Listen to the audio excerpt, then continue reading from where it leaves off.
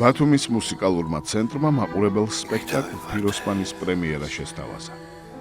ზვიად ბოლქვაძის მუსიკალური დრამა რეჟისორმა ზაზა სიხარულიძემ ესთეტიკურ კონცეპტუალურ სპექტაკლად გარდაქმნა.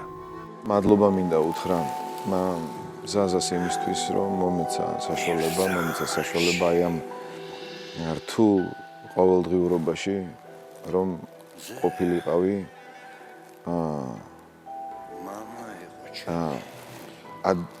ისეთი ადამიანის გვერდით, რომელიც ღმერთთან ძალიან ახლოს იყო, ფიროსმანის გვერდით. მიცა დედა და ნოყიერი წიაღის წვენს მასმევს. ვინ ვარ? ინსცენირება თავად რეჟისორ ზაზა სიხარულიძეს ეკუთვნის. გამოყენებული აქვს ვადიმ კოროსტილიოვის, ოთარ ჭილაძის, ანდრეი ტარკოვსკის ტექსტები. სპექტაკლი თავისი მეგობრის, ცნობილი ქართველი მწერლის, დრამატურგისა და მთარგმნელის თამაზ გოდერძიშვილის ხსოვნას მიუძღვნა. არ იქნებოდა ასეთი მუსიკა, რომ არა ის ჩანაფიქრი და ისეთი გადაწყვეტა, როგორიც აქვს ზაზა სიხარულიძეს, როგორც რეჟისორს და როგორც მოაზროვნეს, შემელია ყოველგვარი გადაჭარბების გარეშე თქვა და ისიც მინდა აღვნიშნო, რომ ასე ესმოდეთ ერთმანეთი რეჟისორს, კომპოზიტორს, მსახიობებს, სცენოგრაფს, ასე ესმოდეს იმ ხალხს, რომელმაც ეს ინსტალაციები შექმნა და აქვე ვიტყვი, რომ დარწმუნებული ვარ, როგორც კი ამ სპექტაკლს, ამ მუსიკას მოისმენს, არა მარტო ქართველი მაყურებელი, მსმენელი, თუ ვიღაც, არ ვიცი რა შეიძლება კიდევ უწოდო მას, ვისთანაც ეს ყველაფერი მივა ამა თუ იმ ფორმით, დარწმუნებული ვარ, ეს იქცევა მსოფლიო კულტურის ნაწილად, იმიტომ რომ დღეს სამწუხაროდ დიდი ესეთია დანაკლისია მსოფლიო კულტურაში აი ესეთი ტიპის ნაწარმოებების და სრულებითაც არ მინდა გამომივიდეს ისეთი ნათქვამი, რომ რაღაცას ვაჭარბებ, რაღაცას ვაზვიადებ, ნამდვილად გულწრფელად ვფიქრობ ამას. აქ საიდან გაჩნდი? იქიდან. მე რომ არ დამიხატე ხარ? არ ჩნდი. უკან ვიდექი. რატომ არ გამოიხედე? შემეშინდა. გამაგდებდი. ზვიად ბოლქვაძის მუსიკა მონუმენტურია. როგორც კომპოზიტორი აღნიშნავს, დრამის საბოლოო ვარიანტი დიდი ფიქრის, ლოდინის და მოთმინების შედეგია.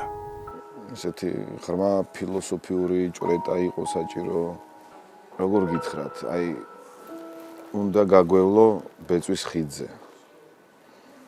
რაღაც მინიმალისტური უბრალო და სადა როგორც თვითონ იყო.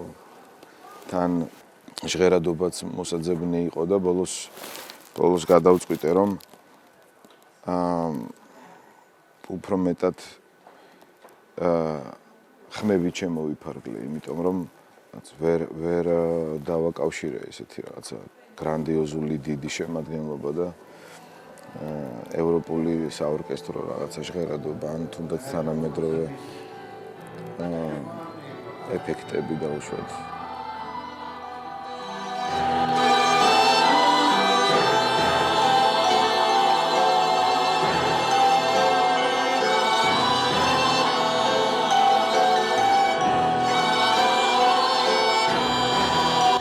კომპოზიტორი იყენებს შერეულ გუნდს, სიმებიან და დასარტყამ ინსტრუმენტებს, როიალს და ვიბროფონი. ვიბროფონი, რომელიც რაღაც აი ნიკალას პირველ სცენაში გაჟღერდა, რაც მინდოდა რომ ყოფილიყო აი ეს თბილისური ყაიდის რაღაცა ჟღერადობა, თუმცა არა არღანის, არამედ რაღაც ვიბროფონმა მომცა ამის საშუალება და როიალმა.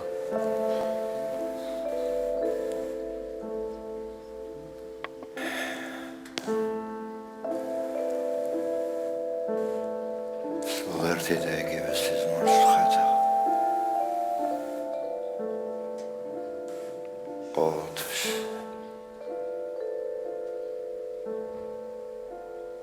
თითქოს იქ დაბრუნებას მაიძულებს. სადაც ჩემი ბავშვობის სახლი იდგა. ბოლო დღეები მისი იქ დავეღოთ. ძალიან ვიწრო და ჩახუთული იყო მისთვის. სამწუხაროა, ძალიან სამწუხაროა. აი მე ეს რაღაც ეს წუხარებას მინდოდა რომ მეთქვა ამით რომ რატომ ხდება ასე, როდესაც სიცოცხლეში არ შეგვიძლია უბრალოდ მოვეფეროთ ასეთ ადამიანებს.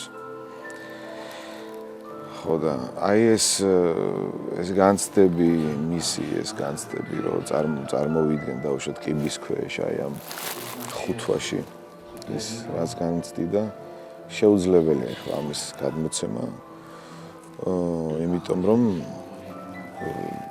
მარტო გააზრებით ვერ გაძლებს ადამიანი, ვერ გაუძლებ ამას და ხშირად ხედავ ამ სიზმარს.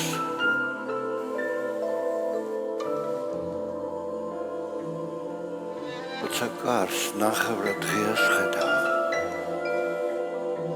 სიზმარშიაც ხვდები რომ მესისმრება და გახვეწების მოლოდინი მანახვლიანებს. ჩემთვის ეს პროცესი იყო კიბის ქვეშ ყოფნა. არ ვიცი, აი ყველა ფასეულობას გრძნობ, როცა მის ნამუშევრებს უყურებ, რაც უნდა გქონდეს ქართლს. თუ როგორ უნდა გიყვარდეს შენი ზოგადად ქვეყანა და შენი ხალხი, ამას ხომ ისე ვერ გააკეთებ. ამ სიყვარულის გარეშე ის ამას უბრალოდ ვერ შეძლება.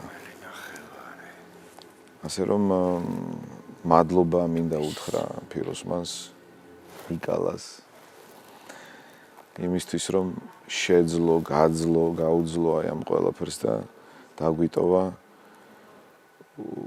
უდიდესი სიყვარული, უდიდესი საფიქრალი, უდიდესი მაგალითი. რატომ დახატე წითელ პერანგში? ამ პერანგის გადამკიდე თევზი აღარ ეკარება. ასეთი პერანგი არასოდეს არ მქონიაო. კონდა ჩემი თვალით ნახე წითელი ეცვა. შენზე უკეთ არის ის ეცვა თუ არა? რატომ იტყუები? ქვეყანას რატომ ატყუები? კონდა ჩემი თვალით ნახე. ფიროსმანი ამბავია დიდხელოვანზე, რომელმაც დროს გაუსწრო და უხილავი დარჩა მისი თანამედროვე საზოგადოებისათვის, როგორც ხშირად ხდება ხოლმე. ფიროსმანის პერსონა როგორც ასეთი განყენებულია საზოგადოებიდან. ის დროში უსწრებს მას და ალბათ თანხმდრა საზოგადოებასა და პერსონას შორის, როდესაც მიუღებლობა რაღაც მომენტში, ალბათ აქ ხდება არა გმირისგან გამომდინარე, მაგრამ ეს ადამიანები მართლაც ცოტა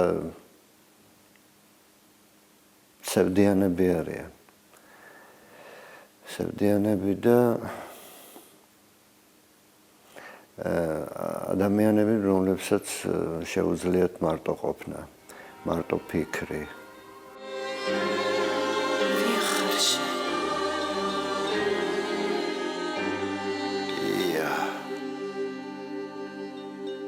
ფესვიანად მოგლეჯილი. შინმიდანამდე სუნდა კარგული. ხელში დამჭკნარია.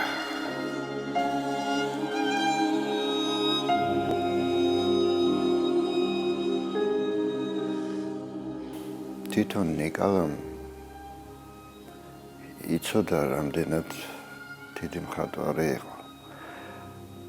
მაგრამ ამას, რა თქმა უნდა, გაგებით ეკიდებოდა ყოველ შემთხვევაში. მე ასე ვფიქრობ. ეს ჩემი ფანტაზია. იმ მიუღებლობას საზოგადოებიდან.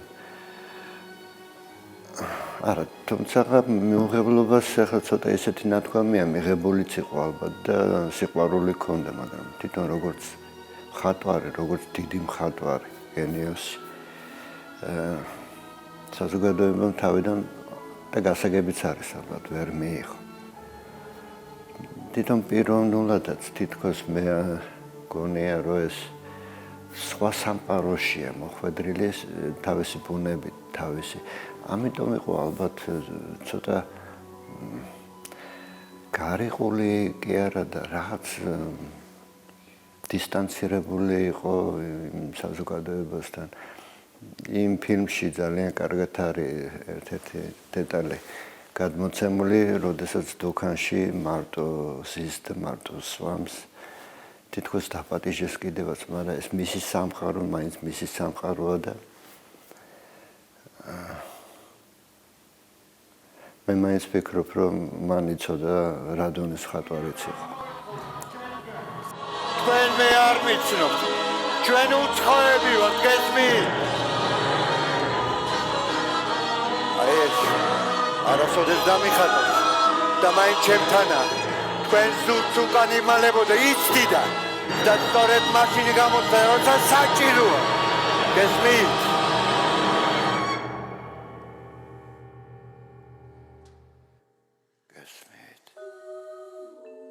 დიდი ადამიანია თავისი ბუნებით, თავისი სიყვარულით, თუმცა იმას, რასაც გასცემდა, ალბათ ვერ იღებდა. და ალბათ მისი ტრაგედია ამაში იყო და ამ სიყვარულს, რომელიც მას ასე ძალიან აკლდა, თავის სურათებში დებდა, ნახატებში, სადაც მართლაც იმდენად დიდად არის ეს ყველაფერი გადმოცემული. გონიასია. ჩემი მატარებელი ბოლო სადგურს უახლოვდება.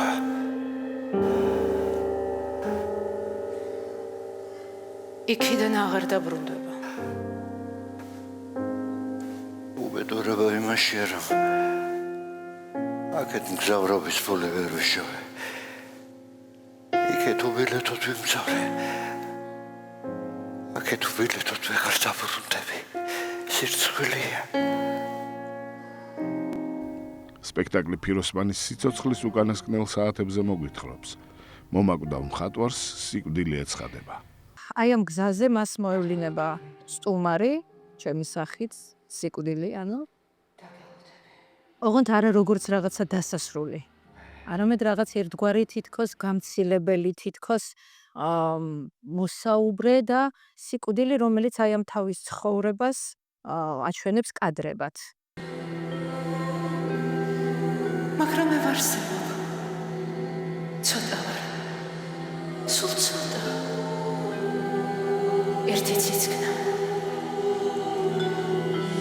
ადამიანს ერთი ციცქნა ტილოს ნაჭრითაც შეიძლება აუხიო თვალები ისე, რომ ვერაფერი დაინახოს. გინდა? ასეთი ტილოს ნაჭრით აგეხვიო თვალები. მე მგონი შინამ ასე დიდი ხანია უცნებ. ხელოვანი და სიკვდილი დიალოგისას მარადიულ პრობლემებს ეხებიან. ტექსტი ღრმა და ფილოსოფიურია. სუხე ტექსტია, რომელიც იძლევა საშუალებას კიდევ უფრო მეტად დატვირთო და კიდევ უფრო მეტად დახუნძლო ამ რაღაცა იდეებით და ქვეტექსტებით და სათქმელებით. იცი რა, როგორც კი მოიშინაურებ ტექსტს და როგორც კი შენ სულში ხელს მოაფათურებ და მოძებნი იქ, აუცილებლად იპოვი და აუცილებლად იქცევა ეს ტექსტი შენად. გააჩნია, ეხა შენ რო დაიწყო ამ ტექსტის წაკითხვა, დარწმუნებული ვარ, შენ სხვანაირად წაიკითხავ. კარგზე ცუძე არ ვსაუბრობ, უბრალოდ შენ სათქმელს მოძებნი, შენს ტკივილს მოძებნი და აუცილებლად შენეული იქნება. და ასე ნებისმიერი. ამიტომ რაღაცა ჩვენ დავიწყეთ ჩვენს სათქმელთან და ჩვენს ტკივილებთან და ჩვენს სურვილებთან გადაკვეთა და დაკავშირება ამ ტექსტის. აი, ამის გასაღები ეგ არის. რატომ ხუჭებს ადამიანი თვალებს, როდესაც რაღაც ტკივა ან სიამოვნებს.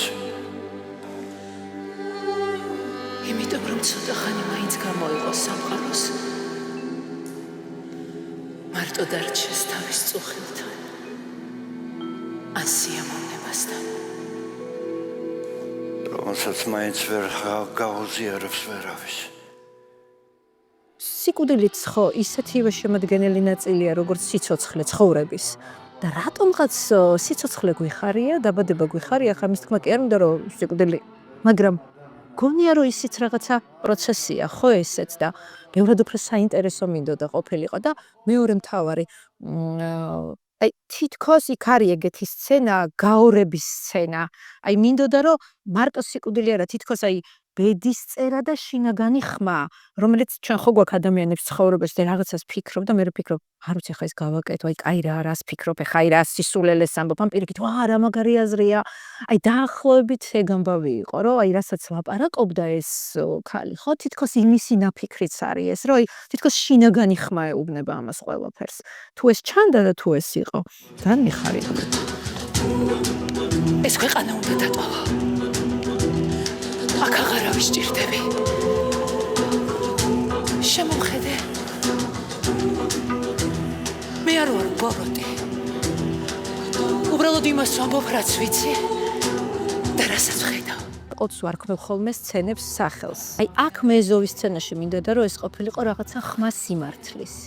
ახსოვს მაშინ ბატონმა კახა მიკითხა, ისე რატომ მეზოვეო ეს ტექსტია და აქაც მეზოვე რომელიც რაღაცა იდილით დგება, ხო, ხვეტავს და მთელ ქალაქს რაღაცნაირად ასუფთავებს, არა მხოლოდ იმ წინა დღის რაღაცა დანაგვიანებულ ქუჩებს კი არ ალაგებს, მხოლოდ მე მგონია რომ ის ამბები რომელიც ამ ქუჩებში ხდება და იმ ურთიერთობებში მე მგონია რომ იმასაც ხვეტავს და იწყება ახალი დილა გასუფთავებული და შესაბამისად მე მგონია რომ მეზოვე ყველაზე მეტად შეიძლება და ყოფილიყო ის ადამიანი რომელსაც შეგროვებული ექნებოდა ეს მთელი ცხოვრების სიმართლე. ამ ქვეყანას ქრისტე ისევ რომ მოევლინოს, ისევ ჯვარს აცვამენ. რა თქმა უნდა, თუ მხოლოდ ბოროტება გახსოვს, ღვთის წინაშე ბედნიერი ვერასოდეს ვერ იქნები. რა თქვი? შესაძლოა რაღაცები საჭიროც არის დაივიწყო, მაგრამ ყველაფერს დავიწყება არ შეიძლება. ეჭირს ამის თქმა. არ ვიცი როგორ გითხრა არ შემიძლია. ადამიანები კეთილი განზრახვით ერთად იცი როდის იკრიბებიან. როცა რაღაც საშინელების ჩადენა სურთ. სიკვდილი მოდის და მათ შორის იმართება ეს დიალოგები სიყვარულზე, მათ შორის სიმართლეზე, ეს სიკეთეზე, ბოროტებაზე, რელიგიაზე და ნუ ბევრი პასაჟებია აქ. და ნუ ერთ-ერთი ისეთი ჩემთვის მთავარი თემა ყოველ შემთხვევაში სიყვარული. სიკვდილი გავიგეთ რომ სიკვდილია და ბოლო გზა პიროსმანის და აქ ყველაფერი მთავრდება, მაგრამ ხომ შეიძლება ისეთი სასწაულებრივი გრძნობა, როგორიც არის სიყვარული, რომელიც მართლა დედამიწას ატრიალებს და სიკვდილსაც რო განეცადა ეს გრძნობა, რატომ არ? და მე მგონია რომ ეს იქნებოდა ის მომენტი, როდესაც ერთი წამით, აი ეს ერთი წამი, იმ ერთ წამში განცდილი სიყვარული, რა დროსაც თითქოს სიკვდილსაც გული წყდება, რომ რატომ არ ვარ ადამიანი და რატომ არ შეიძლება რომ ახლა ეს, რაც ჩვენ შორის ამ წამს არის, სამუდამოდ გაგრძელდეს და სამარაჯამოდ გაგრძელდეს. მე დაგელოდები.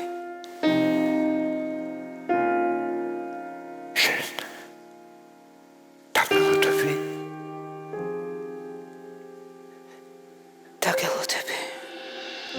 ახე, ის ელოდებენ, რომ მაინც უნდა წაიყვანოს.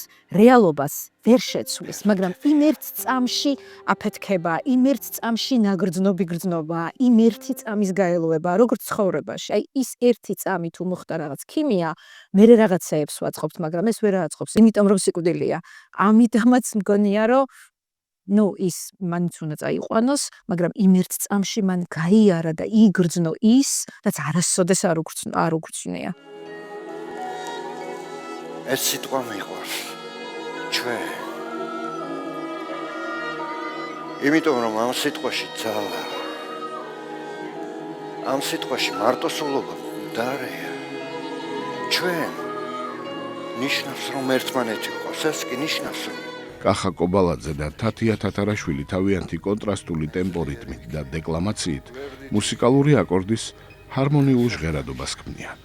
ეს ჩემთვის არის უდიდესი კომპლიმენტი, იმიტომ რომ ჩვენ გვინდოდა რომ ესე ყოფილიყო ბატონ კახა კობალაძესთან უშუალო პარტნიორებად, მეორედ შევხვდით ერთმანეთს, მასთან ერთად მუშაობა არის რაღაცა ძალიან კომფორტი, რა კახა არის რაღაცა საოცარი, ნუ გარდა იმისა რომ საოცარი მსახიობია, საოცარი ადამიანი და რაღაცა ძალიან ბავშვური. და ზაზა კიდეც ამბობდა ხა რატო ფიროსმანიო კახაო, იმიტომ რომ მირზაანში რო ვიყავიო, აი რომ დავინახევ, რომ გავიხედე ფიროსმანი, კახა იჯდაო. აი თითქოს გადმოსულია, გაცოცხლებული, არ ვიცი, მე ვხედავ ესე, აი მართლა ხო, აი რო ხედავ, მართლა, აი ესეთი გენიოსი ადამიანები და გენიალური მხატვრები თუ მუსიკოსები თუ რაღაცა ძალიან ბავშვურები არიან და ძალიან უშუალოები არიან და ესეთი იყო ფიროსმანიც და კახას ეს აქვს და ესეთია. თათია თვითონ ძალიან კომფორტულია, როგორც პარტნიორი, ესე ყველაფერს აკეთებს იმისათვის, რომ კომფორტულად იგრძნო თავი. ნუ მის მსახიობ მონაცემებზე ახლა არ ვილაპარაკებ. ძალიან ძლიერია, როგორც ადამიანი და მე მას დიდ მადლობას ვეტყვი აქედან ამ კომფორტისათვის. მეც ვთქვამს, ვინც მომიხმარს, წელიწადში ერთხელ ყველას კარზე შემოვჯდებია. ვინ ახავს კახა კობალაძის თითქმის ყველა სპექტაკლი მისი სტუდენტობიდან და მინდა ვთქვა, რომ ალბათ მოდის მსახიობის ცხოვრებაში, ბიოგრაფიაში დრო, როდესაც ის აღწევს თავის უმაღლეს მწვერვალს. მან მართლა შეიძლება ითქვას, რომ შეუძლებელი შეძლო, იმიტომ რომ ჩვენ აღარ ვუყურებდით მსახიობს. ჩვენ ვუყურებდით ფიროსმანს. თავისი და ფიროსმანს არა როგორც ფიზიკურ არსებას, არამედ როგორც მის სულიერ ხატს. ია თუ დაგიხნოსავს.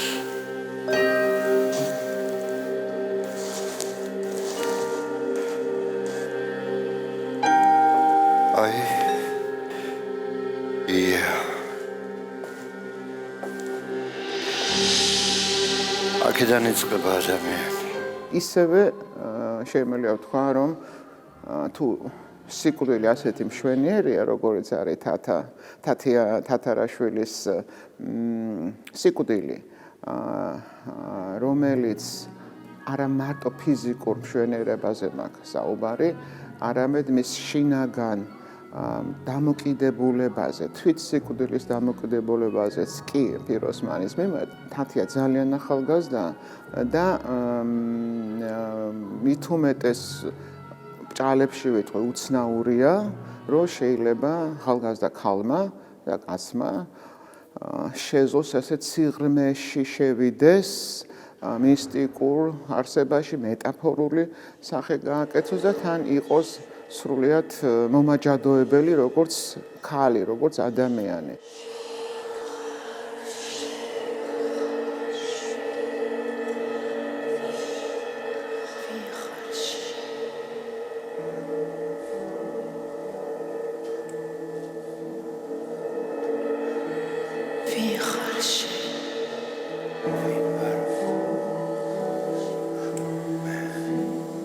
ჩვენ რეალურად ადამიანები ჩვენ თავს სინამდვილეში არ ვიცნობთ.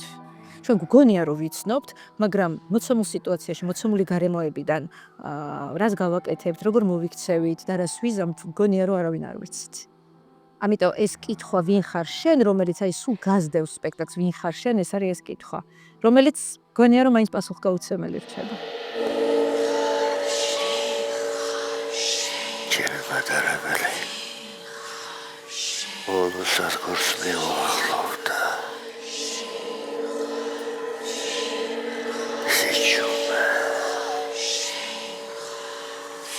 სიჩუმე ის არის, როცა შენ ზირგვლი 4 კედელია და კარები არ არის, ვინმე რომ შემოვიდეს. ვინმე რომ შემოვიდეს და კითხოს, ვინ ხარ?